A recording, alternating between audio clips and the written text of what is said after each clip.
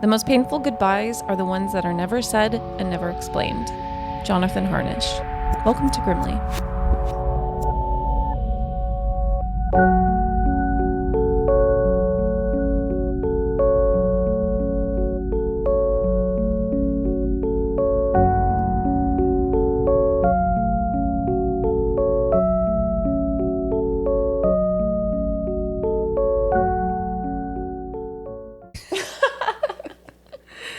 Yeah, it's just like all the time. It's like we just want to be able to go to the doctor without going bankrupt. But like, what are we doing? You know? It's true. That's all we want, dog. Fucking A.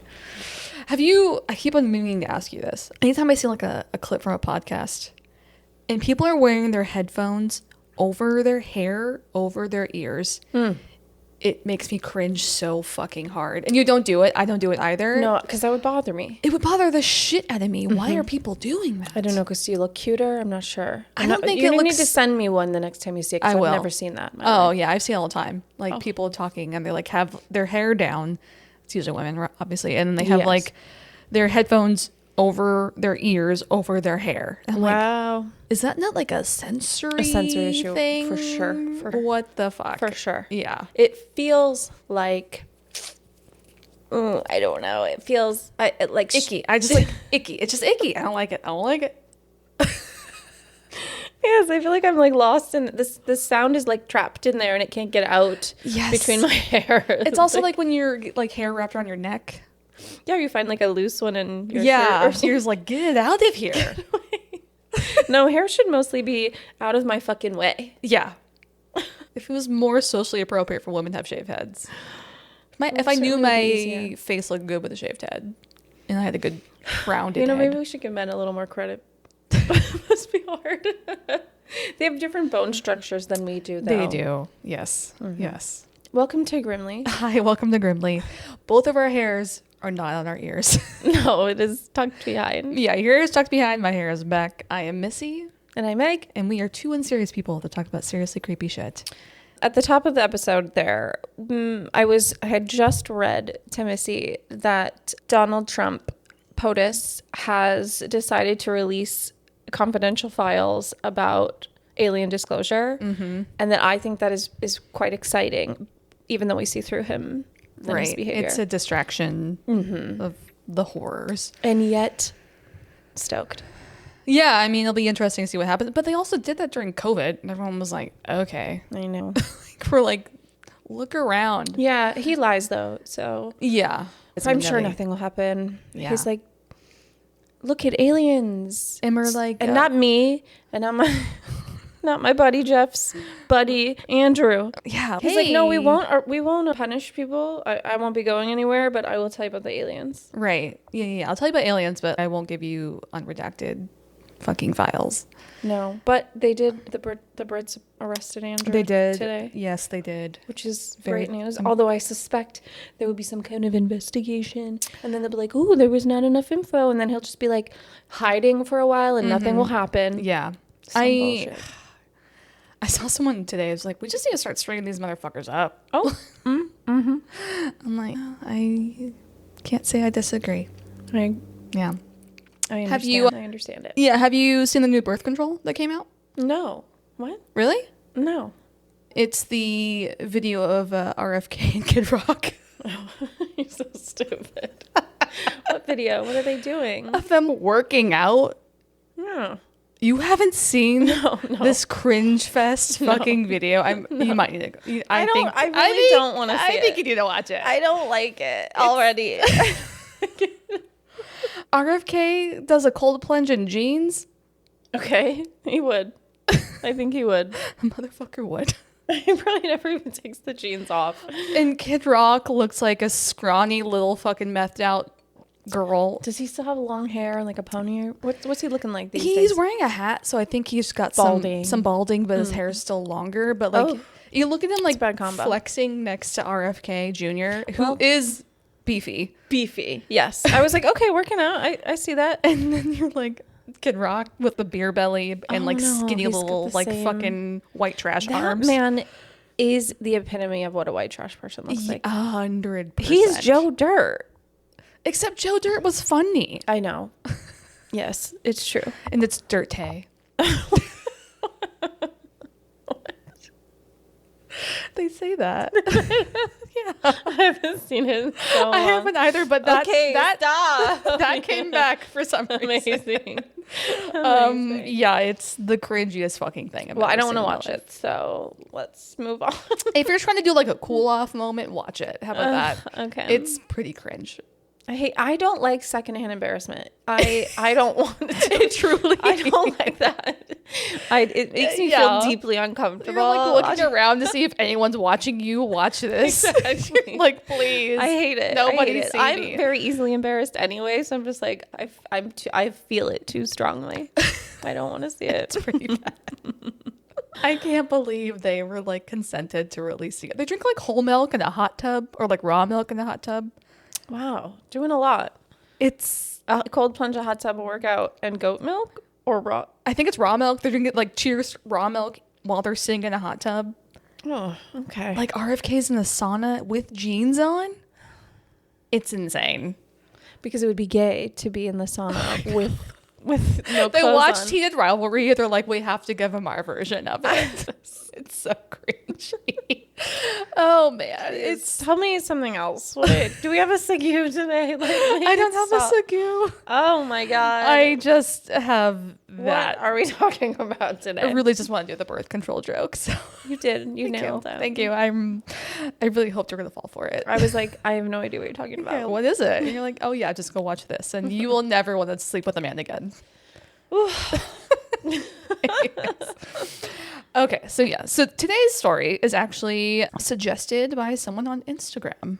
Oh, When I posted a missing persons, like our compilation that episodes we've done in the past, and someone suggested this case, and I didn't know anything about it, and it's a fucking doozy. okay. This is a weird case. I told you earlier, like I originally wanted to do 2 episodes today, but I was doing research for this one and it just spiraled. I Okay. was like, holy shit, what the fuck is going on here? So, on the night of April 15th, 1988, a teenager in the small Kansas town of Linwood borrowed the family car and headed out to a party with friends.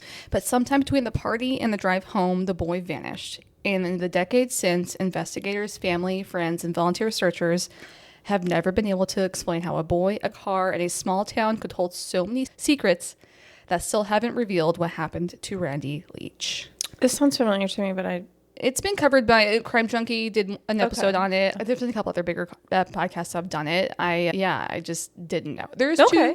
There's 2 Randy Leaches that have gone missing. Oh, really? Yeah, so hopefully it's the right one that someone suggested. This is the first one that popped up. Okay, probably.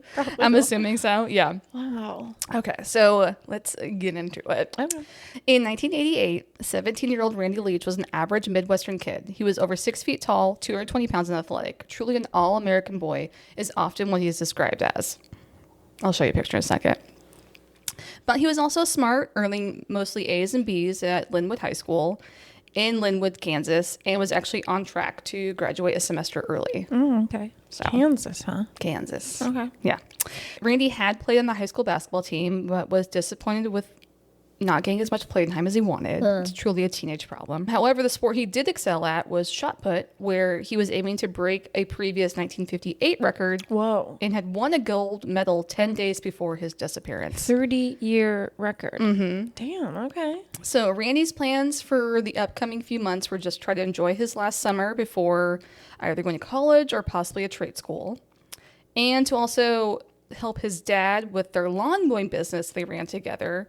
And he now has a new John Deere tractor mower. His parents had just bought for him. And so he's like helping his dad with the lawn mowing business. And they would like tinker all around a lot with like motors and like small motors and stuff. And they like had this little like mowing business together. Okay. Yeah, so he's going to make a little bit of money. Mm-hmm. And he was also working on restoring his 1966 cherry red Mustang that his parents had bought him as a graduation present. His parents are cool as well. I know, right? And it was like an early graduation gift. So he got like this Sweet. tractor and this Mustang. Really cool. Mm-hmm. So now Randy, like most teenagers during this time, did party. And he was very open with his parents about this, and they just really seemed to have a loving relationship and very open relationship with their only child. He was an only child? He was an only child. Oh. I know. And like his parents do seem like very, like they knew he partied. Sure. Like, also, but Randy wasn't really ever described as a big drinker. He didn't really seem to be like a kid that did drugs. He was just like a good old boy, for lack of a better word. Yeah, I feel like I could think of a few of those. Exactly. I feel like it's giving how we grew up a little bit. But so this makes the events of the night of April 15th and going to the April 16th even more odd. And this is a picture of Randy. Okay. Truly Damn, a good old boy. He looks both 19 and 36 at the same time. Like you could a big dude. Yeah, 220 pounds, Yeah. 6'3". Yeah. This is like not usually a person that is a victim of something. You're right. Right? You're right. And it just makes this whole scenario even more weird. Okay, let's get into the timeline of Randy's disappearance. I'm actually going to take the sweatshirt off because now I'm hot. Sorry, I forgot to make it Missy Temp in here. I forgot. Is that a thing? It is. Oh, okay. It's because when I work, I'm... Far away from here. Yes, and I'm like, I don't have socks on, and I'm just like probably underdressed. Right. And then when you're here, I put clothes on, and then like you're fully dressed, and I usually turn the heater down. Yeah, I usually show up with pants on. So, step one when I'm coming out of the house is usually generally have pants on. Yes. So when someone's coming over, I'm gonna also put pants on. Yes. Step one. Yeah. Okay. So during the afternoon of April 15th, 1988, Randy had taken out his new tractor to cut the grass of a neighbor nearby, and then he also comes back to the Leach home and he also mows their backyard for like over 4 hours. I'm sure these people have a lot of property. Yeah. He's just living his good life on his tractor that he's super excited about to be cutting grass. Yeah. Yeah. He's like busy doing stuff. I know, right? Yeah. So he's not breaking hearts, I don't think, He did have a girlfriend before this, but they had broken up in the winter. So at some point he was dating somebody. He's thrown himself into work. I understand that. So his parents, Harold and Alberta, said that he seemed to be in a great mood and even made the extra effort of using a blower to blow off all the grass clippings off of his new tractor that he was very excited about. Yeah, so he wants to keep it nice. Right, yeah. So after doing yard work, Randy takes a shower and gets ready to head out for the evening around 6:45 p.m. Okay, where's he? Oh, he's going to a party. 6:45 p.m.? There's a couple stops before the party. Got it. Yeah. So before heading out the evening, his dad asked him if he had enough money. And Randy said that he thought he did, and that he might drive into the nearby town of Lawrence to pick up some wax for the new tractor because he wants to wax it. Got it. Okay. It never crossed my mind that I know, right? you would do that. I know. I agree. Okay. You wax a car. Yes, but even then, I'm like, do people still do that? I think people who care Wax the car? really intensely about cars. Current like a Tesla, someone would wax a Tesla? I think so. Interesting. What does it do? I think it helps protect from like scratches and scrapes and stuff. Okay. I've never waxed A car to me is a tool. I do not care. Yeah. I mean, I don't want to beat it up, but like... Right. I still have a fucking chip in my windshield I need to go take care of from last summer or so. This is a tool. We're girls. We don't get it. I just don't care. There are plenty of girls who work on cars. But like he wants to go buy some wax for the tractor. And then so when he leaves the Leach house that night, his parents say Randy never mentioned, or he did mention going to a party later that night too. Okay. But so his dad gives him $20. He already had some money on him. So he's like leaving with probably like $60 on him. His parents love the fuck out of him. I know. Aww. They seem like such sweet, kind parents. So this is kind of like the timeline that we have. We have some confirmation, but just to give you an idea. So Randy's parents will leave that after he leaves the house, he drives over to swing by to say hi to one of his cousins, but they aren't home. So then he cruises around Linwood, which is so high school. Yep. In his parents' car, which is a 1985 gray 4-door Dodge sedan. And we've all seen this car. We probably know people that drove this car in high school. You know what? I don't know if we ever talked about this. You don't see a square vehicle on the road anymore. No, I miss those. Right. Whatever generation of car that was, all got 80s. smashed. Yes, and destroyed. And I'm like, those are vintage cars now. They're not fun. I think they're, well, that's not a specifically fun one, but there are other types that are No, there are. funky and fun. Yeah. I'm more of a. I wouldn't mind it. If I saw that driving down the street, I'd be like, look at that thing. I know, someone like actually did the work and kept it running. Good for you. That's a really old car at this point. So cool. Exactly. Yeah. So around 8:30 p.m. that night, Randy and a friend named Steve, his name is Steve Daughtry, and Steve's a weird character in this story. Okay. He pops in a few times, and I'm like, what are we doing, Steve? Steve's like in his mid-30s. Okay. Randy's 17. Well, I'm thinking maybe there's a gay connection here. If a kid goes missing, there's an older man.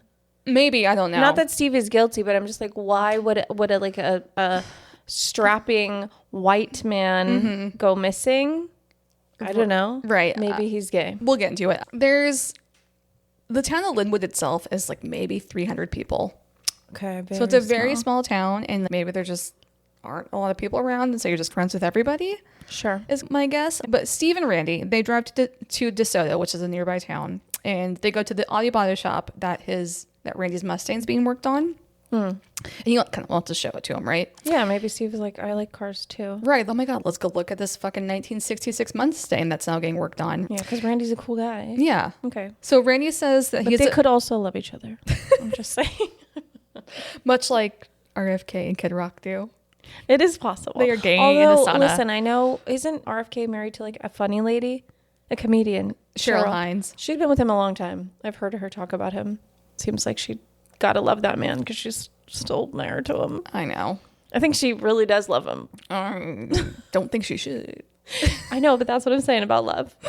And I'm saying that guy's probably not gay because Cheryl Hines loves him. That says a lot about him, honestly. I mean, It's confusing that I have to say that means something to me. She's a smart lady. I feel like there's people who've been married for a very long time who are been closeted. She's like, I love this man, and now he's fucking crazy. I guess I'm just sticking by him. Yeah, like he's Gross. lucky I love him. Gross. I don't know. No thanks. So Steve says that he has a beer while looking at the Mustang, and he also buys a 12-pack. He's in his 30s, right? Yeah. But Randy doesn't drink with Steve. Oh, okay. And at some point, Steve is dropped off, but we're not sure kind of when or at what time. But next, Randy goes to the party, and Steve's not with him. Okay. So around 9:30 p.m., Randy stops by a local... Sorry, I forgot about this bullet. So around 9:30 p.m., Randy stops at a local convenience store where he purchases 2 candy bars, 2 bottles of soda, and about $3 worth of gas. Which is... right? $3 worth of gas. Oh, what a time to be alive. You could also afford a house then. That's right, like a quarter tank of gas right there. And fucking... Today? No, then. $3? $3 In Kansas? In Kansas. In the 80s? Yeah, here I wouldn't even register $3. It would be like a Right drop. now in 2026. There, I think it would be at least a quarter tank. I'm guessing like a half a tank. You think so? I think gas then was probably like 25 cents a gallon or something No. crazy. You want to look it up? I have... Seriously? Look it up. Oh my God. I'm going to see. I am always confidently incorrect. I would like to see if I'm right. It's just like if that's how bad things have gotten that quickly, I'm like, we really are living in the end times. We really are. This is apocalypse now. Gas per gallon. 1988. Kansas. I think that matters. Yes. 1988. Okay, in 1988, the average price of regular gasoline in the United States was approximately 96 cents per gallon. Oh, okay. But that's still under $1. I would have thought it'd been like $1.20, $1.50. Okay. And so it doesn't explicitly detail what it would have cost. Average. Okay, so it could have been less than 96. Is 96 cents in New York and LA? Average, just the average. Just the average. Okay. We're not going to look up gas statistics any further. We have to move on. No, we do. I'm sorry. No, it's okay. Just like it still might have just been enough to get him there and back. Right. But it could But have been, yeah. He had $60 on him, so he could have bought more gas. Yes. Maybe he was like, I'm just going in there. I've got $20. Even $20, you could get more. Yeah. My math isn't, my brain's Your broken. brain cannot. I was like, $20 now would buy you 2 sodas and 2 candy bars and maybe $3 worth of gas. Yeah. Not back then. No. Not back might then. have walked in with a $5 and Right? he's like, Absolutely. But he had $60 on him. okay, so he just maybe didn't need that much gas. Yeah, Just maybe let me didn't top it off. Yeah, maybe just a top off. Yeah. So at the convenience store, multiple people say that they saw Randy and interacted with him. And they say that he seemed completely normal and just his typical jovial self. So around 10 p.m. that night, Randy is seen at the Irwin family farm where an early graduation party was being held. They do semesters at this point. So I think they graduate a little bit earlier because here it's like June for us. Because we do quarters. Yeah. So they do semesters. So I think they're graduating a little bit earlier because this is April. In April? Yeah, mid-April. Wait, when was he supposed to graduate? In May? Yeah. Okay. Yeah. So the Irwin family were new to the area, and they moved from Linwood recently from Kansas City, Kansas, not Missouri. Mm-hmm. And Kim Irwin was a high school senior who had invited some of her friends from Kansas City and other high school students from Linwood High, and then also like the surrounding areas because it's all very small towns. And then Annie Irwin, Kim's mom, had also had some relatives over earlier in the evening for dinner.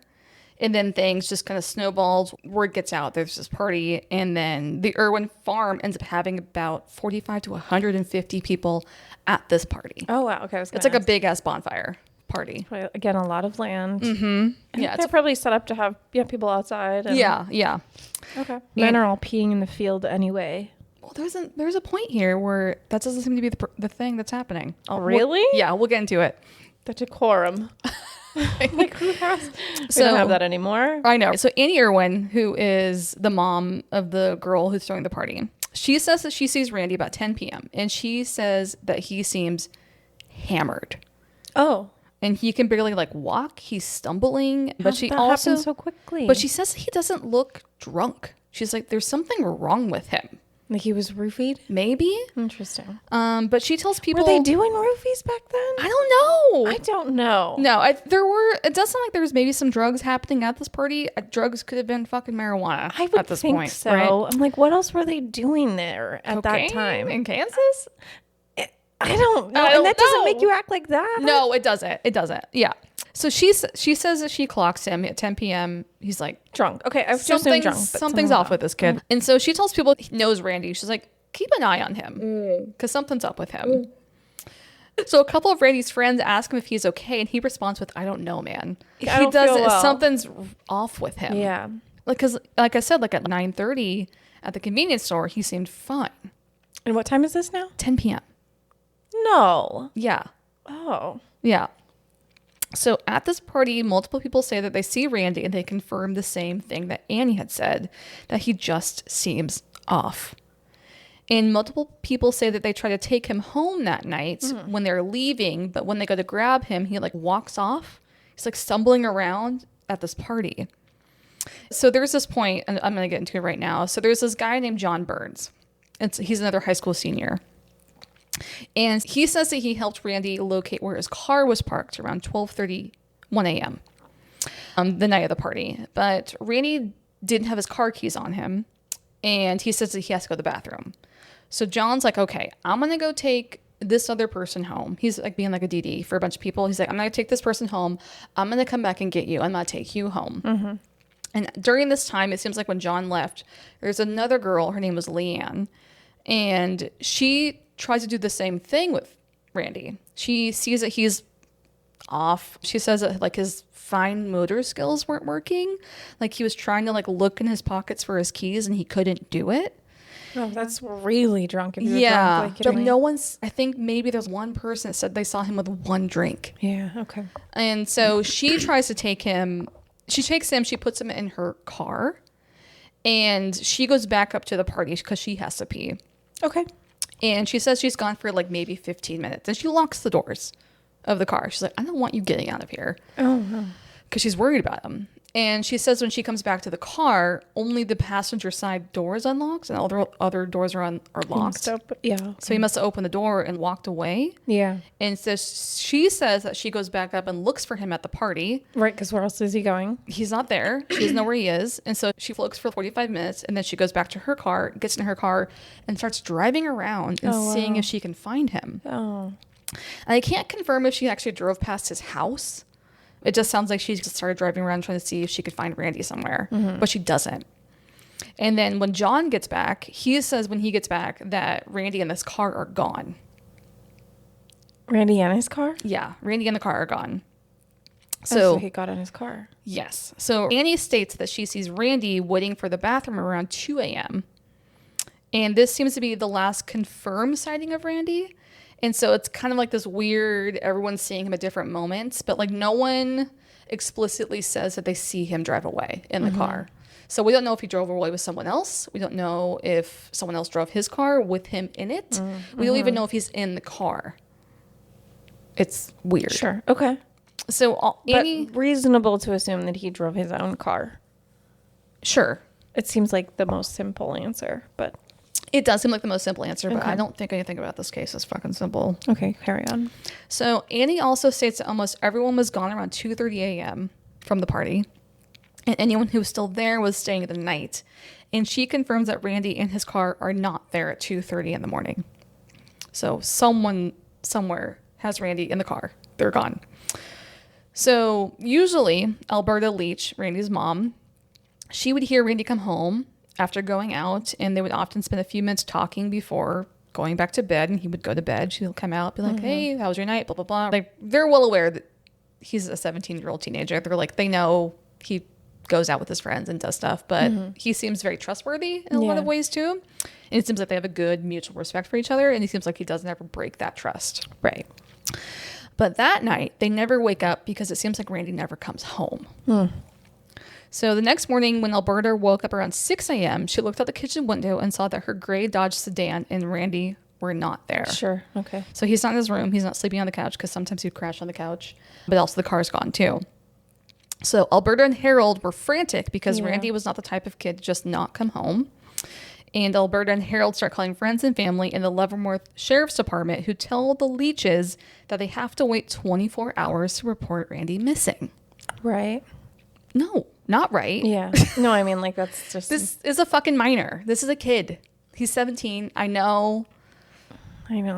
Like, I don't know if this is the case anymore for a lot of these cases, but they always talk about the first 48, right? Being like the crucial timeline. I know, and then just be like, you gotta wait. it's a waste. You gotta wait. So Alberta also claims that the next morning around 7 a.m., she, Harold, and her brother, who was a police officer for another county close by, they go to the Irwin family farm to see if they know where Randy could have gone.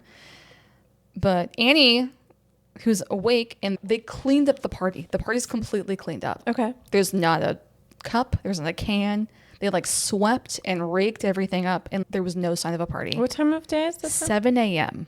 the next day. And the party ended at 2:30 in the morning. Wow. Did it? Okay. Yeah, 150 people? Or 100 people? Yeah, it says 45 to 150. It was a big party. That does seem difficult to do by 7 a.m. I'm still a fucking sleep. I know you are, but even if you're trying, if you're like, even if it's a party where you have all the facilities out so that people can clean up after themselves, that still seems really hard to do. Like, maybe if Annie wasn't a parent and like Annie was also a kid and trying to clean up at the party so her parents don't find out she was partying, that's the only way this makes sense. But Annie is Kim's mom. Yeah, interesting. Right. And so Alberta walks up to Annie. She's like, hey, have you seen Randy? We don't know where he is. And Annie's like, I don't know. You want a beer? Oh, really? Yeah. Sorry. So this woman is either a callous jerk. Because, listen, in retrospect, she doesn't know that the kid is missing potentially. Like, she's not like... But they're showing up at 7 a.m. being They're like, we don't worried know about where their our kid is. So it's like callous and rude, or you're still wasted, and therefore I don't understand how you have the wherewithal to Clean up. do a deep clean of your house and yard and Property. Yeah. And then also, weirdly, Kim is seen in the driveway crying this morning. The girl, the senior, who was hosting the party. Interesting. She's like also just like standing in the driveway crying. So it's fucking weird. Who saw her crying? How do we know she's crying? It was Alberta, Harold, and Alberta's brother. The family. The family. Got it. Of Randy.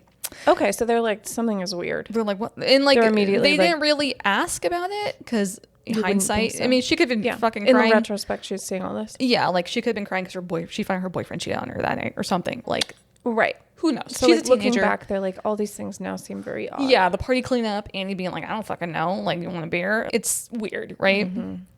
So Linwood itself has a very small population, about 400 people. or less than 400 people, like I said. So everyone knows everyone, and the search for Randy is on everyone's mind. So in the weeks after the investigation, there was almost always someone at the Leach home waiting by the phone, and the convenience store that Randy had made a stop at that night also has a fishbowl out collecting funds for the Leach family to help with the cost of printing flyers and to help like fund search efforts. That's sweet. So everyone in the town is like coming around the Leach family trying to support them. Yeah. And then an anonymous donor even offers up a $1,500 reward for information of Randy's whereabouts because they cannot find the car. They cannot find Randy. So according to a Leavenworth sheriff deputy at this time, during the first 2 months after Randy's disappearance, the local sheriff spent at least 8 to 12 hours working on Randy's case. And they said that they went out and searched all the surrounding rivers by boat. And along with, they do like aerial searches with airplanes. They also drained wells. They checked ponds and creeks. But the search brings up nothing. Oh. But like one thing that the Leavenworth Sheriff Department didn't do is search the Irwin family farm for 5 weeks. Okay. And even when they did, they didn't ask the Leaches for an article of Randy's clothing for scent dogs. They just did a preliminary search 5 weeks later. Oh, okay. Interesting. And they basically wrote it off. And initially, it sounds like the Leavenworth Sheriff's Department, they were like, oh, he's a runaway. Okay. Even though there's nothing to indicate that Randy would run away. Like we've talked about, like he has a really good relationship with his parents. He has his car he's working on. He's about to graduate early. Like he had like basic teenager problems. Like he wished he was like playing more in his basketball team, got more playtime, and like maybe he broke up with a girl. But yeah, I just call that life. Right? Problem. I call that teenage problems, right? Sure. Like things that seem frivolous now, but like maybe it was a big deal for him, but there's nothing to like it feels lazy. Truly. Oh yeah. Oh, extremely. It feels lazy. And like the thing I keep thinking about this with this case, if they're not looking for this kid, this fucking all-American not little white boy who like looks like he should be like a football player. Identifies with them like they're they're not looking for fucking anybody. Yeah. They're not looking for like a queer kid or something out here. It's fucking crazy. The KBI comes in, the Kansas Bureau of Investigation, which is their bigger jurisdiction. And they also bring in police departments from Kansas City, Kansas, and nearby towns of Edwardsville and Lawrence, along with a PI hired by the Leaches. They also dive into this investigation the few months after Randy disappears. But all of these groups also find nothing. Wow. Yeah. So officials say after interviewing about 90 people that they do know that Randy was at the party in Irwin Farms and he was seen with at least one drink.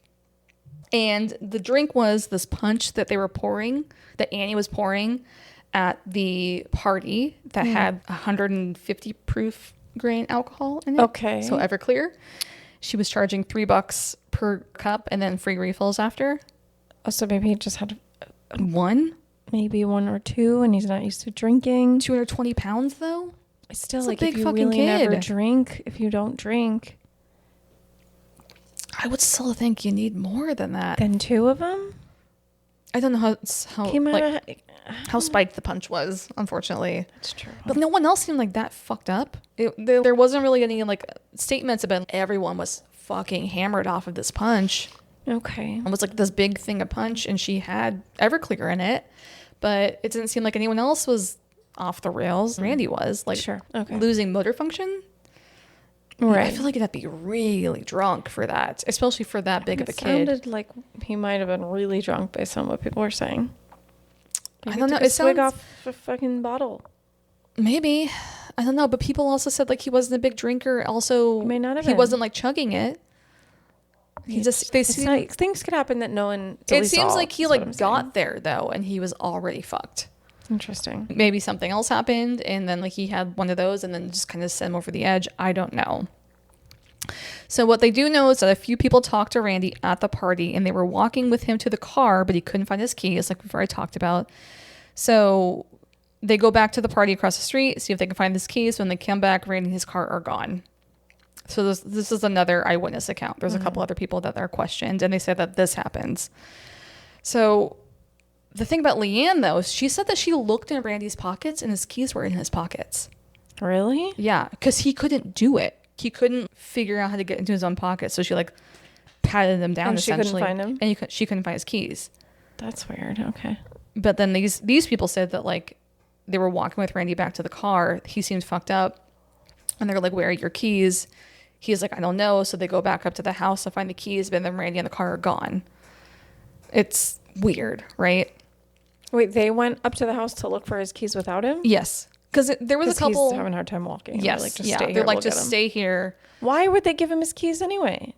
I think someone was probably going to drive him home and have someone else follow him. Okay. It sounds like everyone was trying to figure out how to get Randy home. It didn't seem Gotcha. like anyone was like, you Yeah. should drive. Everyone's like, how do we get you home? Damn. Which sucks.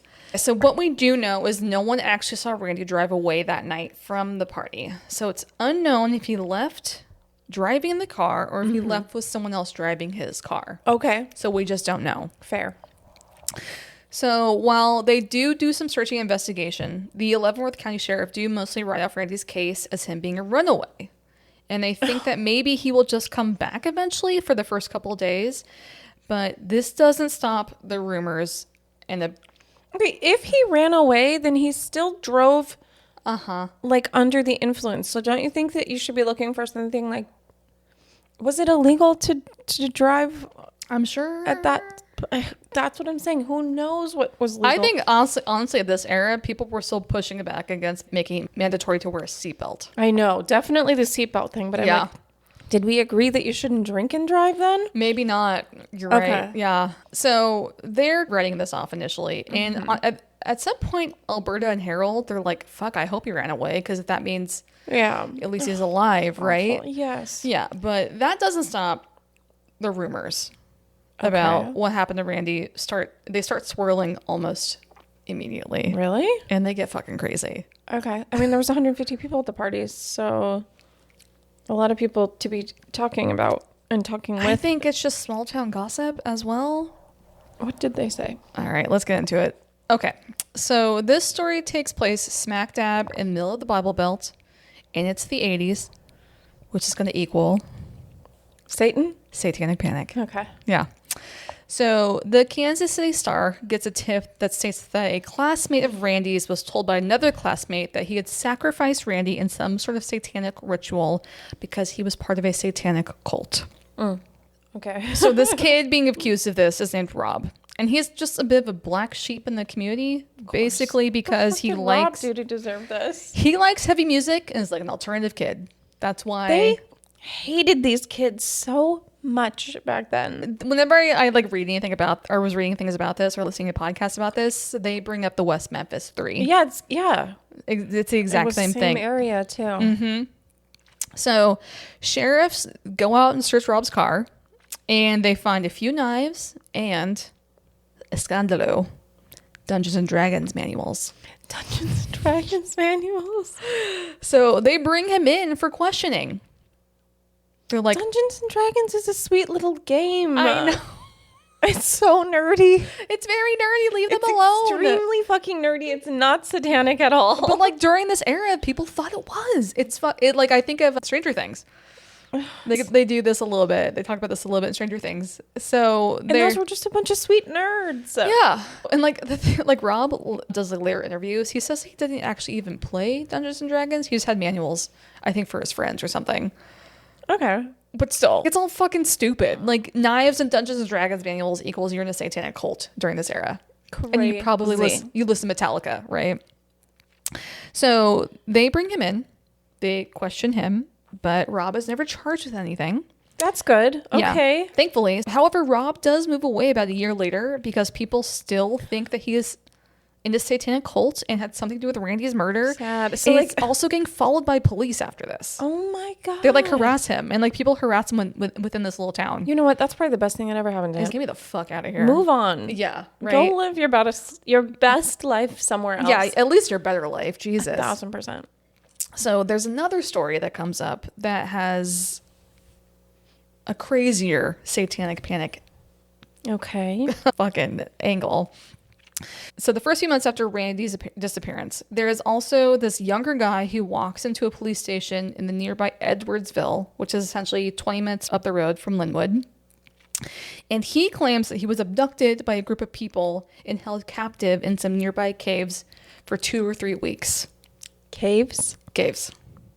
Okay, I don't know the landscape out in Kansas, there are but I some- wouldn't have guessed caves. There are some caves. It's like above ground, like a Okay. situation. So this guy then goes on to claim that these people in robes drugged him and they would do satanic rituals in this cave. And they even threatened to cut off his arm at one point.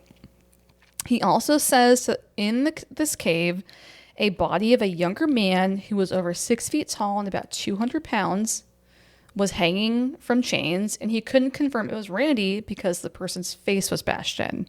Bashed in? Uh-huh. Oh my God. So we don't know how this guy escaped this group. He didn't say I was able to break free, like I was able to run away, but he does take a few polygraph tests, and he passes them. Okay. When he's questioned about this. Okay, but we know we don't care about a polygraph. I know. But it is then confirmed later that he was on drugs. Oh my God. What kind of drugs? I don't know. Again, I'm like, what are the drugs? This is like mushrooms or something. I have a thought about this. I'll let me get Okay. through this bullet. And that, so he was probably hallucinating. He was hallucinating for some sort of drug. But either way. Oh, what a bad trip. My God. I know, the worst But if trip. the whole town is talking about this kid that's missing. Yeah. But either way, the Edwardsville police asked to search these caves because it's in Leavenworth County, which is where Linwood's in. So Edwards is a different county. And they're like, hey, we just want to search these caves. Okay. And I think they should anyways. Yeah. When Okay. someone's missing. Sure. But Leavenworth Sheriff and Linwood Sheriff, they say no. They even go as far to say that if anyone searches these caves in your jurisdiction, they will be arrested. Wow, that's weird. It's very weird. We're going to arrest these cops for wanting to do their fucking job? To follow a lead? Very odd.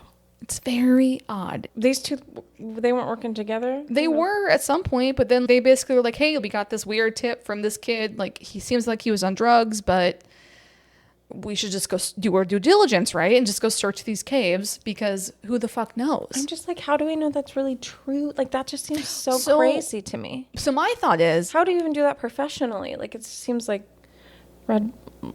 lots of red flags. It is a lot of but so my thought is, if this kid was on drugs, he was hallucinating, maybe he did go in the caves, maybe there wasn't like no cult, no anything, but maybe he saw a body in the caves and like his brain like made this entire scenario up and he's like freaking out and like now he believes it, so that's why he passed the polygraph test. So maybe Randy's body was in the cave, but maybe there was nothing else there.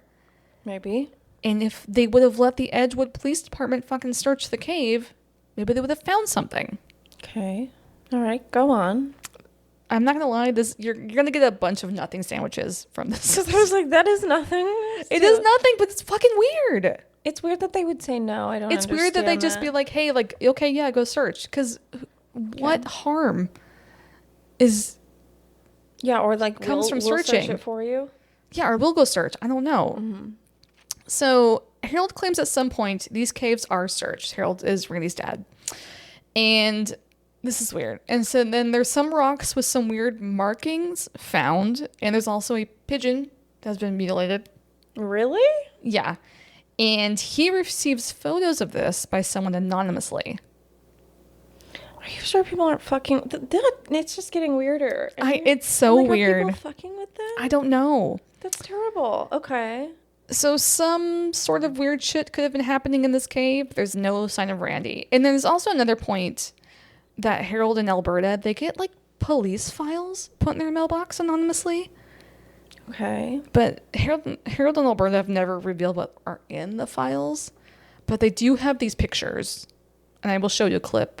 Okay. Later. It's weird. Okay. It's weird. I don't know.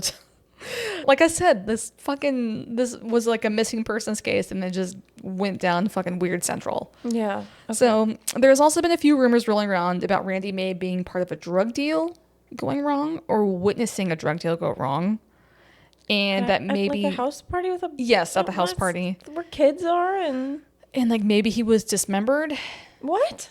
Because of it. Like I'm like... Dismembered? Dismembered. That's yeah. such a stretch. Yeah.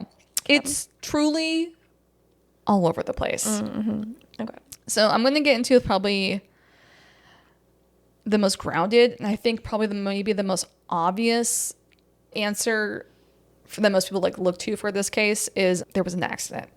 Yeah, okay. So, because we do know that Randy and the car are gone. Randy and the car have never been found. Never been found. Never been found. That's crazy. It's almost 40 years at this point. Yeah. So between the Irwin farm and Randy's house is about 10 miles. And there's 2 different routes that he could have taken to get home. And both these routes have bodies of water. Yeah. So the route that was considered the more back road is along Golden Road in Linwood, and it follows the Kansas River. And it also has a bridge that goes over an area called Stranger Creek. So we do know that the sheriffs did a thorough search of most of the bodies of water in this area. Okay. And nothing has been found. Interesting. But some have speculated that maybe Randy and the gray Dodge could have been buried under a bunch of sediment. Yeah, okay. Especially now 40 years later. And there's been multiple organizations like Adventures with Purpose. If you Google Randy Leach, the Adventures with Purpose YouTube videos come up. And they have searched these areas specifically for Randy, but nothing has come up. I'm going to do a little asterisk caveat with it for Adventures with Purpose. Okay. The guy that owned Adventures with Purpose is no longer with the organization, evidently because he was he's been accused of sexually abusing 2 of his younger cousins when he was a teenager. Oh, okay. So they came forward, and I guess there's no statute of limitations I think they're from Utah. And so there's like this big case surrounding him. Oh. If you search this, you're going to find this. So I'm just letting you know right now. I didn't know this until after I watched the videos. Gotcha. I was like, oh, fuck. So he's no longer with the organization. I think they're still active. And their whole thing is they do like YouTube series where they go out and they try to find submerged cars with people. Okay. I've seen probably a clip of this. Yeah, you've probably seen a clip. And they go out and they try to find like people who are missing around bodies of water. And they do find people. Yeah. They find cars often that have someone in them. And so they did a 2-part series on Randy Leach specifically. I watched their YouTube series on this. And it was like they did their due diligence. They didn't find him. They didn't find him. And this is all they do. Yes. Interesting. This is all they do. Yeah. Wow. Okay. And like other people who do the same thing have also searched these areas for Randy, but nothing has come up. I'm not saying that doesn't mean he's not there, but I don't know. Like people have done the work. People who are volunteering to do the work have done it, and they haven't found anything. Interesting. So there's also no evidence of an accident or a car going into the water the days after Randy's disappearance. Yeah.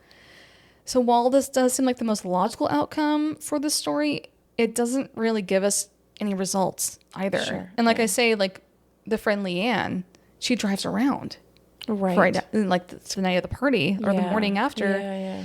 And she doesn't see an accident. She doesn't see anything happen. And it seems like Randy was so fucked up. I don't even know if he could drive. Interesting. I feel like he would have crashed in a ditch like right away. How far could he have gotten? Yeah, totally. Yeah. Interesting. Okay. Maybe he had a moment of clarity and like figuring out where his keys were and like was able a bit like, I don't know. It just seems like he was so fucked up. Okay. But I don't know. So a few months after Randy's disappearance, in the summer of 1988, a body is found in the Missouri River, which is close by, but it's not Randy. Don't know who it is. Oh. It hasn't been like confirmed publicly. That's not the last time we're going to talk about something like this. I'm just like, they're just bodies out there. I know. Oh my God. It makes you think of the Christopher Tompkins where they found bone fragments and they like tested them for 3 people that were missing and it was none of them. Oh my God. And we're like, what is happening here? There's too many. There's too many. So in March of 1989, Randy's friend Steve, remember Steve? Yeah. He finds a severed foot along the Kansas River with a shoe still on. Oh, that's interesting. Why are feet popping up places? Go on and tell me more about the foot. So Steve says he was walking along the river when he finds this foot still in a shoe. Oh my God. Okay. And the foot is DNA tested by the KBI and it's determined it's not Randy's foot, but who this foot belongs to, we don't know. What? Yeah. Oh my God. So they find a body in the Missouri River. They find a fucking foot. Serial killer out there in Kansas? I don't know. Maybe. Okay, go on. It makes you think of the Salish sea feet. I know, but that's a river. Like, what are we doing? It's very different. I don't know. Okay. So, also around this time, the Irwin farm burns down. This is about a year later. Okay. And it's believed to be an intentional fire. No. What do you mean believed to be? It's speculative? No, so investigators can't confirm it wasn't arson, but it's believed it was an intentional fire because there was 2 separate fires set to this home, and it burns down completely. Okay. It's gone. And the Irwin family also moves away. Well, what are you going to do after your house burns down? Not going to stick around? Oh, I guess, I yeah. think you'd move away. So another fire happens at the Leach's home, Alberta and Harold's home, where the car they had purchased to replace the Dodge sedan that went missing with Randy also catches fire. What? Yeah, they bought a new car. They bought like some sort of Chrysler Yeah, box. because their car is missing. Yeah, and that one catches fire and it burns. But the car catches fire? Yeah, in their backyard. Interesting. And In their backyard? Yeah, it was parked in their backyard. It catches fire. It's completely burned. Oh, okay. What are the odds of that? So we have the farm burning down and we have the car burning down, all very close to each other. Okay. Someone burned their new car, though. I don't know. That makes no sense. I know. If you're to cover up a crime, there's no reason to burn their new car. Like, does someone have some weird vendetta? I mean, that's insane. It's creepy as fuck. Okay. Also, Randy's dog goes missing during this time. His dog Crackers. Yeah. Did somebody hate him? I don't know. Like, he has a dog named Crackers. It was like a blonde German Shepherd. That dog goes missing. It's never found. Maybe the dog went to look for him. I hope so. I'm just like, why would the dog go? This is all very strange. It's very fucking weird. And like, I'm suspicious of the parents. I'm suspicious of everybody. Okay, go on. This is crazy. I don't understand. Like I said, it's so unrelated. So many unrelated ass things. It's so weird that this is like a small town of 300 people. Yeah. What the fuck is going on here? It feels like a TV show. Could be like one psychopath. I don't know. This feels like a True Detective. Yeah. And even then, I'd be like, okay, that's getting a little bit. We're getting losing the rails. The plot a little bit. Yeah, we're going off the rails. Seems really unrealistic. Yeah. So by spring of 1990, Alberta and Harold were pretty vocal about their frustration with the local sheriffs, especially because, like, you can't look at the caves. We'll arrest you if you look at the caves. And they keep being, like, shelled out to other detectives and attorneys anytime they, like, call and ask for updates on Randy's disappearance. They're like, hey, the same person. They're like, oh, call this person now. Call this person now. Yeah. And so they also point out that the sheriff didn't ask for anything of Randy's, like, clothing or, like, DNA wise until the foot was found. Wow. Okay. And so any sort of, like, DNA or scent tracking that could have been done like almost immediately didn't happen. Yeah. Like, even like the 5 weeks after at the farm, they didn't ask for any articles of clothing from Randy with the dogs. And they're like, what the fuck? Yeah. And they also talk about it was during the Adventures with Purpose episodes. They talked about how there was someone else had gone missing close by, or like they maybe found something like suspicious. And so Harold and Alberta, they go to the location because they were told originally that, like, they didn't have access to scent tracking dogs. And they said that, like, they went to this other, like, crime scene site thing and they had scent tracking dogs there. Interesting. And they're like, what the fuck? You guys told us you didn't have this access to this. And they're like, oh, we brought someone in for this. Like, you couldn't have brought someone in for a 17-year-old boy that went missing? What are we doing? Yeah. Definitely seems like this. Whatever happened here, obviously we don't know. Yeah. Seems like they could have figured it out if they tried. Yeah. They probably could have figured it out if they tried. They could have just tried a little fucking harder. Yeah. Like, this is your job. Yeah. Like, you can't be lazy at this type of job. It's true. Like, it really should be. You have to do the best of the best.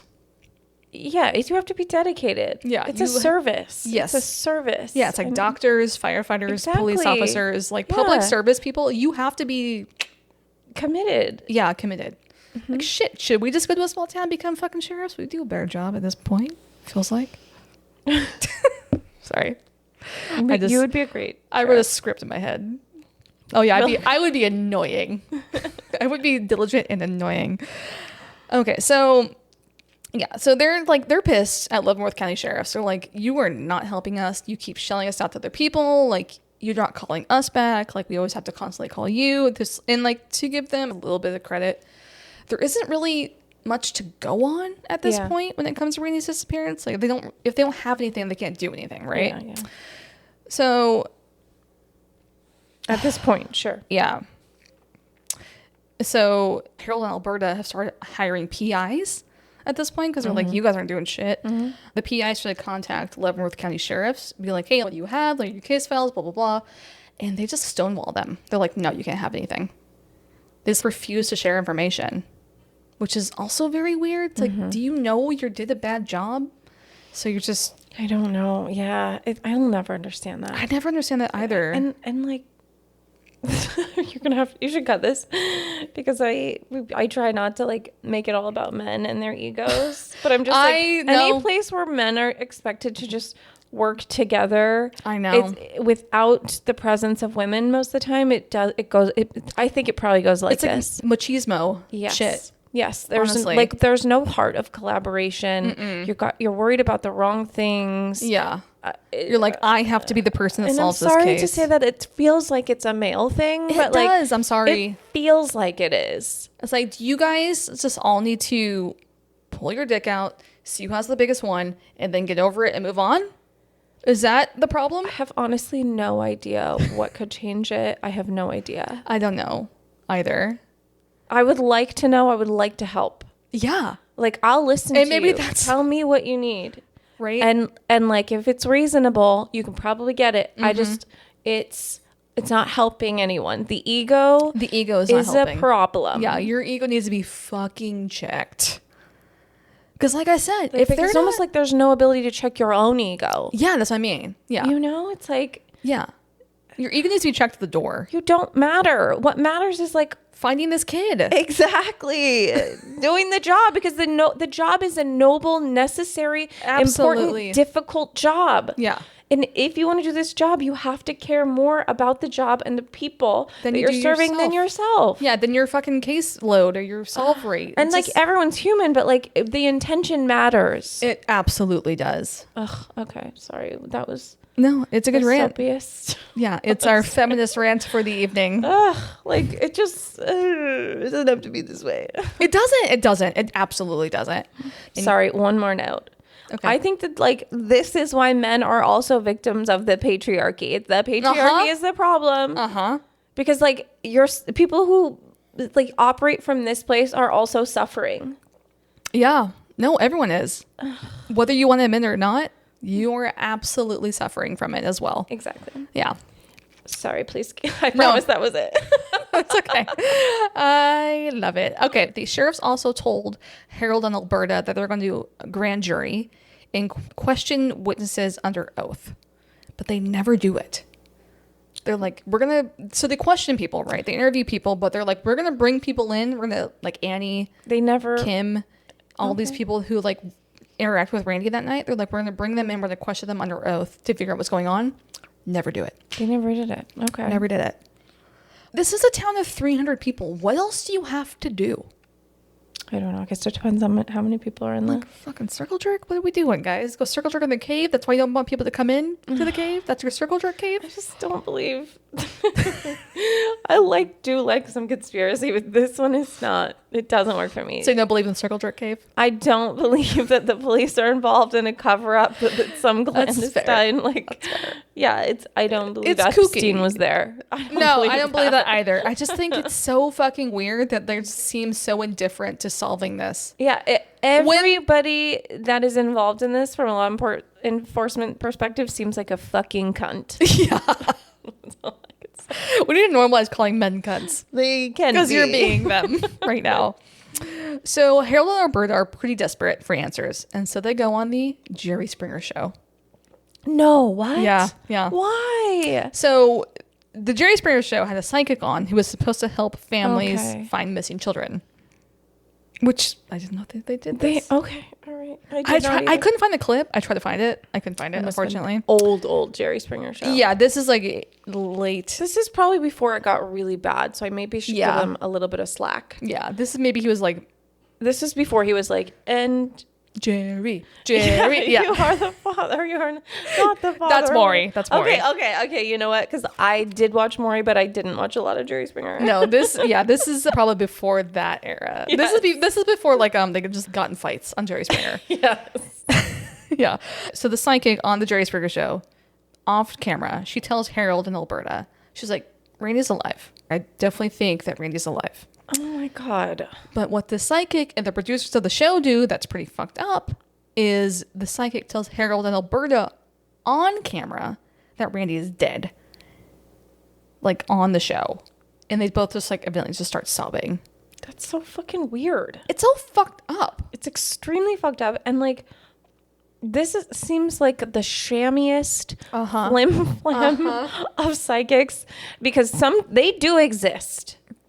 And the James and Melanie Rebay story, like where this she found bitch is not one of them. No. This bitch is a fucking fraud. Yeah, I don't like it. Where's the garbage bill? Where's the garbage bill? Trash. You garbage. Okay, so we're gonna dive a little bit further into the fucking weirdness after this break. Maple syrup and being polite. I'm Valerie, host of Canadian Creepies, the podcast that digs up stories polite history would rather forget. Cold cases that never found justice, haunted places that refuse to stay quiet, and folklore with a dark side you've probably never heard. If true crime, paranormal mysteries, and unsettling Canadian history are your thing, you'll want to tune in. New episodes every week wherever you get your podcasts. Canadian Creepies, exploring and exposing the shadows of the true north.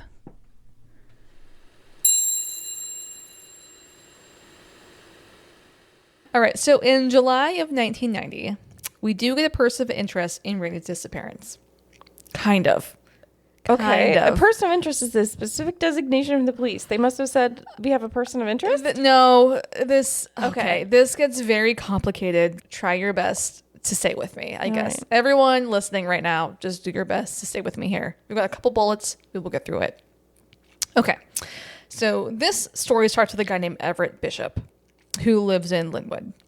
So the story goes that Everett was annoyed with the local teens in the area and felt like they were harassing him. It's never confirmed if one of these teens was Randy. Doesn't sound like it probably was. So he gets in contact with a local criminal named Eric Montgomery. Okay. And so he wants Eric Montgomery to help with the protection from these teens. Okay. But then Everett goes missing. The one that hired him? Yes, Everett Bishop was missing. And what kind of kid was Everett Bishop? He wasn't a kid. He was a full-on man. He's a grown man that hired... He's a grown man that asked... Why was he picked on? I don't know. You don't have any details? I don't have any details. This is a very weird side story. Okay. So I'm trying to make it as like streamlined as possible. Got it. All right. So Everett Bishop. It's hard for me to make a judgment if I can't even like envision the person. It's just this guy in the area. Information. It's this guy in the area who was getting harassed by teens. He never really specifies how. They maybe like we're just, I don't know, putting poop on his porch. Gay? Like, is it gay again? I don't know if it's gay. Okay. Not all roads lead to gay, Meg. Okay. Okay. So yeah, Everett Bishop, grown-ass man, he hires this local criminal named Eric Montgomery, and he's like, "Help me with these teens. Fuck, I don't know if you need to threaten them." Okay. Basically be around and like they may be scared of you because you're a local criminal. I don't know. He's like, but help me with them. But then I don't understand Kansas. I'm starting to really I really don't. This in the 90s or late 80s if you late 80s. This is 1990. Okay. So then Everett goes missing. And then police go to Eric's store and they see that he is in possession of a stolen car. The stolen car leads them to another local criminal named Cheryl Gary Brinkley. Cheryl's a man, not a lady. Damn, I'm disappointed. But also intrigued. Not a lady car thief, it's a man. Is Cheryl black? I don't know. What kind of person's name is Cheryl? I couldn't find any. What kind of person is named Cheryl? What kind of? I just like. I don't know a man named Cheryl. It's all I got for you. Okay. So Like Aubrey is a black man's name. is it? I don't know. I've never I'm heard just of a man trying named Cheryl. I mean, I'm gonna have to Google this. I couldn't find a picture of any of these people, so I tried. Okay. So police think that Eric and Cheryl did something to Everett. And Eric and Cheryl basically turned on each other while being questioned by police about the disappearance of Everett. Okay. So Everett's missing. Eric and Cheryl. Is the vehicle Everett's vehicle? I don't think so. What's the vehicle? I literally think it's just because Eric and Cheryl are like the local fucking criminals in this small community. Gotcha. Everett's missing. They know that he has ties with Eric. Eric leads them to Cheryl. Because Cheryl's a car thief. And it's just, okay, you guys are conspiring. Let's just figure this out. Okay. Yeah. I told you this is complicated. Like, it's hard to reconcile you saying car thief and a man named Cheryl. And it's also like a podunk town of 300 with people. 300 people, it's fucking crazy. Okay. Like, it sounded like a big city. I know, right? So while being questioned during the trial for the disappearance and the subsequent murder of Everett, Cheryl randomly states that Eric also had something to do with Randy's disappearance. Okay. So Go on. Cheryl's like, Eric did something to Randy. Oh, God, I keep forgetting that Cheryl is a man, and I don't trust him now. I thought Cheryl was a woman. I was like, spill it, queen. Oh, no. This is the most unhinged. I'm sorry. This is crazy. It just gets dumber, and then I match the dumb. Do you understand? Yeah, no, like I keep serving up a nothing sandwich, and you're coming back with bullshit fries. I don't know. So Randy and Eric have never been connected in any sort of concrete way. Oh, Cheryl is full of shit. Yeah, and it's not even clear if they'd ever interacted before. Okay. But Eric was said to have been a suspect in Randy's disappearance, but the files that show why have never been given to the Leaches or never been made public. Okay. So it seems like Eric was always a person of interest, but it didn't come to public light until Cheryl says this at a trial for a different man's murder and disappearance. I'm sorry. I feel like it goes back to some gay stuff. I'm not gonna back down. No, I'm not. Whatever. It's fine. Okay. I'm making. That's the only thing that makes sense to me. So the Leaches don't hear about all of this Eric Montgomery shit until 2014. Oh, wow. And this happens in 1990. Oh my God. They're like, what the fuck is this? We didn't hear that someone had mentioned the connection of our son's disappearance. And this information isn't given to the Leaches until some fucking 3 random people, like web sleuth, like you and I, go out and investigate this crime further, deeper, and they find this information, and then they tell the Leaches. Oh, wow. They're like, by the way... God bless those web sleuths. I know, right? Mm-hmm. So it should be noted that when Adventures with Purpose guys asked to go search this pond in 2021 on Everett Bishop's property, they were denied access to the pond. Well, okay. And it was still owned by the Bishops. So. Yeah, I mean, it's seems weird. Like everyone's a fucking bitch. I know. You know? Like, everyone's unhelpful. Yes. That's odd. Fully or not. I don't know. I got a lot of questions about Kansas. There's a lot of tread on me moments in this a little bit. I don't know. Yeah, I'm just like, people are really territorial with their land. Even though to find like a missing kid, I don't fucking know. I don't know. Maybe everyone's already doing crimes. Maybe everyone's doing crime. And they're like, we just don't. This is a crime town. We don't want anyone. This is Crime Town, USA. I don't fucking know. Mm-hmm. Yeah. We don't want anyone in our business. Yeah. Okay. So by the summer of 1993, the governor of Kansas had set a $5,000 reward for the finding of Randy Leach and said publicly that this is a criminal investigation, which seems significant, I think, to the Leaches. Because at this point, everyone's just kind of like, he's a missing person case. Okay. And then the governor is like, this is now a criminal investigation. Okay. Should get more attention. Wow. So the Leaches do receive some case files from the Leavenworth Sheriff at this point, but most of the files is information that the Leaches already knew about or information that they had given the sheriff themselves from other people. So they really just did not care. They're like, what the fuck is this? They Like, just we've didn't care been to do talking to anything. you about Yeah. And that's what I'm saying. It's so weird. Yeah. Oh, God, I forgot about this. Okay, so this is when a researcher named Terry shows. Oh, my God. Okay. So this is when a research journalist named Terry shows up. And he works... Terry? Oh, my God. Terry's a I'm man. Sorry. Yeah. I forgot. Terry's also a man. I suspected. Oh, shit. Okay, so Terry works for a show called Unsolved Mysteries. This is the episode where all the ladies are dudes. I say Unsolved Mysteries. You say ladies or dudes. Dude. Sisters are doing it for themselves. I forgot I don't know that song. Okay. Yeah. Yeah.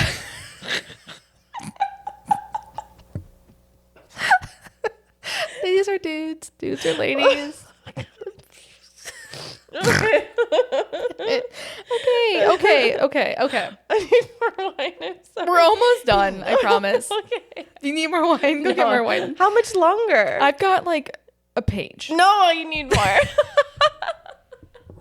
Empty. There was like, I don't know, 2 more sips of cider. And you just poured rosé in there. I don't think so. Meg just mixed my cocktails for me. I don't think so. I think it was taste it. Girl, that was empty. All right. It tastes like tangerine. It got a little tangerine hint in there. That doesn't sound like the worst. No, it's not bad. I'm not mad. It's just funny. You're like, here you go. I don't fucking care. So I really thought it was empty. I'm sorry. It's okay. I had a little bit of cider left, a tangerine cider in a wine glass left, and Meg just poured some rosé in it. It's the same color. And so now I have a tangerine cider rosé. That sounds combo. like a summery Yeah. delight. We're bringing summer in It's for come- ourselves. You know what? We're about to have spring. Yeah. Where it's that time of year where the Washington people are like, We've lost our minds. We've lost our minds. the sun is nigh. Oh my God. Okay, let's get back to this goddamn story. Oh, I'm sorry. I'm sorry. It's okay. I Randy. know, this poor fucking kid. All right. So Terry comes in. He Is says a he. Yeah, Terry's a he. He says that he is a researcher and journalist for Unsolved Mysteries. Okay, cool. So he's basically like a scout going out looking at cases. I wonder how they determine. I don't know. I don't like in the 90s? Because they must get so many tips. Probably, yeah, they probably do. Yeah. So Terry starts digging deep into this case, and he seems to really give the Leaches some hope. Oh, He's actually working with one of the few female detectives in the force, and so they're like, oh shit, we're getting some work done here. Oh, I'm glad they feel better about it. So that is when an arrest is made of 3 men who are suspects in the disappearance of Randy. Not persons of interest, suspects, which means you have to get a warrant. And like, where did this come from? We'll get into it. And one of those men was Steve Dogtree, Okay. the guy who found the foot and the guy who was hanging out with Randy at the fucking auto body shop. Who are the other people? Did they want his car or something? Like, They didn't name the other people because what? we'll get into it. Okay. But the thing is, 2 days later, they're released. Oh, okay. So it seems like what happens is because of Terry. So Terry might not be his real fucking name. It might also be Lee. He tells people that like maybe his name is Lee and he's hiding his identity because he's worried for himself. So he holds a press conference that's 3 hours long, What? stating that Randy was killed by a satanic cult in front of dozens of people and that Steve and these 2 other men were part of it. What the fuck? Turns out Terry is a fraud. Doesn't work for Unsolved Mysteries at all. Oh, God. Yeah. Oh, no. And he basically, him and this female detective compiled all this evidence based on a lie, gave it to police. She did this too? I don't know if she like knew or she believed Terry, But they like basically arrest these guys what an on idiot. this fucking evidence. She gets fired. She better be fired. She was fired. That is trash. And then Terry is Terry or fucking Lee is a fraud, and he doesn't work for Unsolved Mysteries at all. Oh my God, she had to know. That is crazy. But weirder Trash. is Garbage bell for both of them. So this is in the summer of 1983, but weirder is Unsolved Mysteries had reached out to the Leaches in April of 1993, and they wanted to do a story on Randy. They wanted to cover Randy, and Leaches were like, perfect, great. But the Leavenworth Police Department, once again, stonewalls them. They're like, no, we're not working with you. And so Unsolved Mysteries has nothing to go on, so they don't run a segment on Randy on Unsolved Mysteries. God, why? So it was weird because like then Terry pops up a couple months later. It was like, I work for Unsolved Mysteries. I'm going to help you guys. And the Leaches were like, oh, okay. So maybe this is actually happening. Jesus Christ. And we don't know if Terry knew that Unsolved Mysteries reached out to them or if it was just a weird fucking coincidence. And sorry, let's go back to the female cop. Where was she from? I think she was working, she was like an up and coming detective, like maybe very new, very green. And it sounds like maybe the police department just threw her with Terry because there's probably some sexism. Which department? It was the sheriff. The same one that... The Leavenworth sheriff. I don't know. It's very weird because like they stonewall Unsolved Mysteries and then Terry shows up and they basically... It seems like okay, this is the second time you've asked. Yeah, so therefore take our worst. Take the woman. Yeah, take the woman we don't want to deal with. And then they like compile some evidence, get a warrant for arrest of some suspects, including Steve Dockery. I'm like, was she a prox or was she? What is it? What's the word where it's like a Nepo baby? What's the word where it's like the CIA killed JFK and yet they blamed what's his name? Oh, Patsy. Patsy. Maybe she was Patsy. Yeah, maybe she's like just a a fucking Patsy? secretary. Yeah, maybe she's like a researcher or a secretary within the police department, and they called her a detective. And they like, let's give her some bad intel. Yeah, and then we'll fire her. They said that they fired her because she didn't show up for work. Too. They didn't say they fired her specifically for this, but either way, she's fired after this. What? Where are the facts coming from? These over the seem place. Unbelievable, unreliable. This is so crazy. It's crazy. This is all like from like news reports. Oh my God. Okay.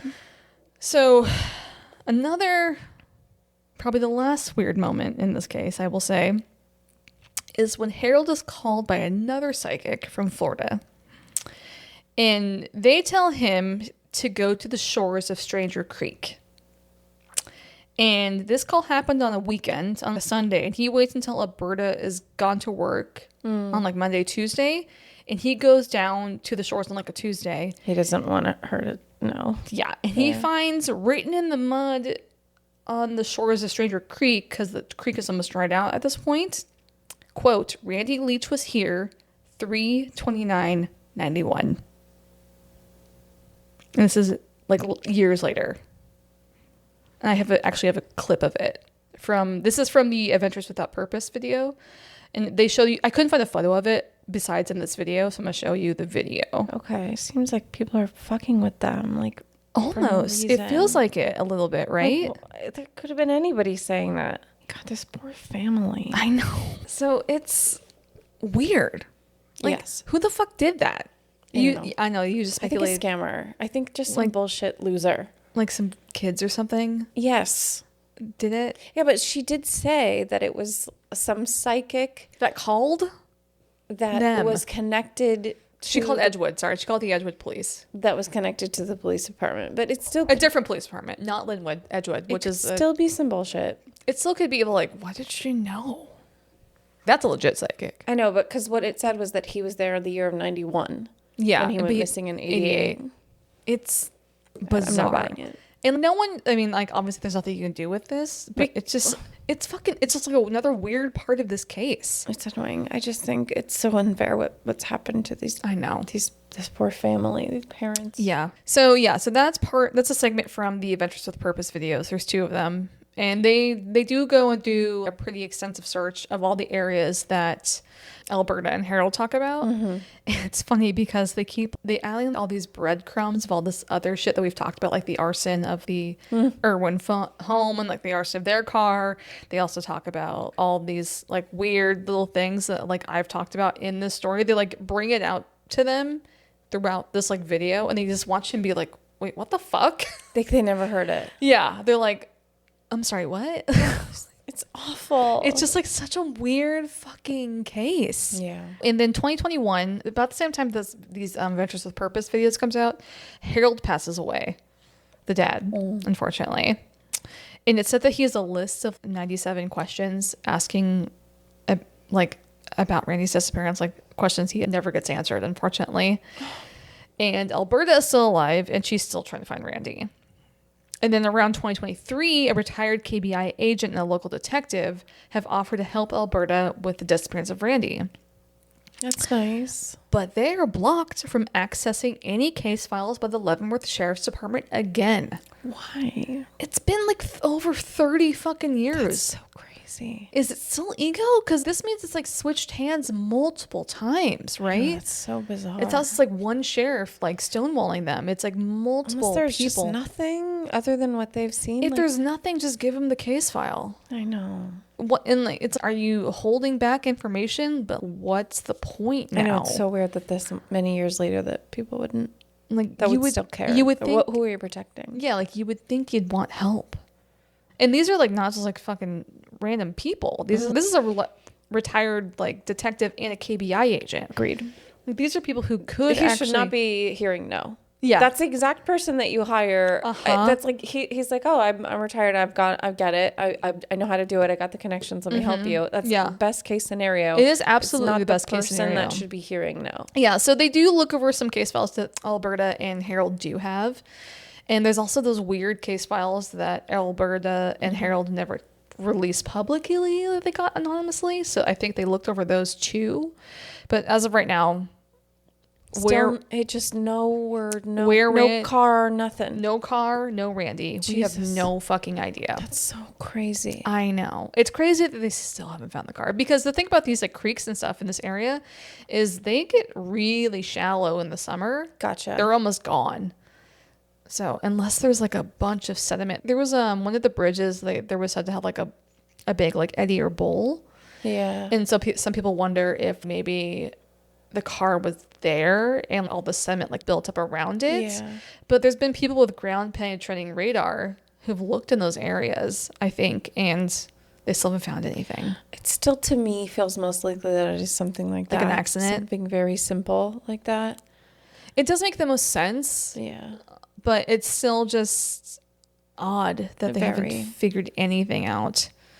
Like, nothing. Yeah, like a freak situation. Because almost. multiple people have looked. That's the thing. It's not even like the sheriff's department who've been very unhelpful.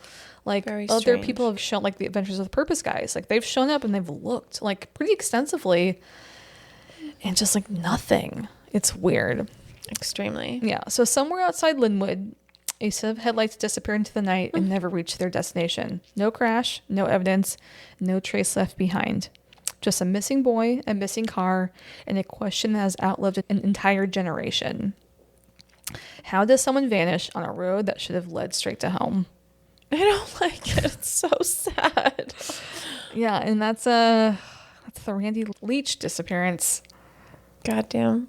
The Lord knows what happened to Randy. I don't know. I like to think, I think I've talked about this before, like once parents like pass away from like their kids, they find out in the next. Yeah, I agree. I would agree. Like I like to imagine the same thing. Like you gotta figure out some shit, like what's going on the other side. Yeah, you're awakened to something. Yeah, because I do think Harold and Alberta, they do eventually have Randy declared dead at some point. Okay. And so they don't think he's alive anymore, unfortunately. They're all gonna be at peace at some point here. Yeah, which just really fucking sucks. Like this has been like almost half of their lives probably, like wondering where the hell their kid went. And that is the complex nature of the human experience. Mm-hmm.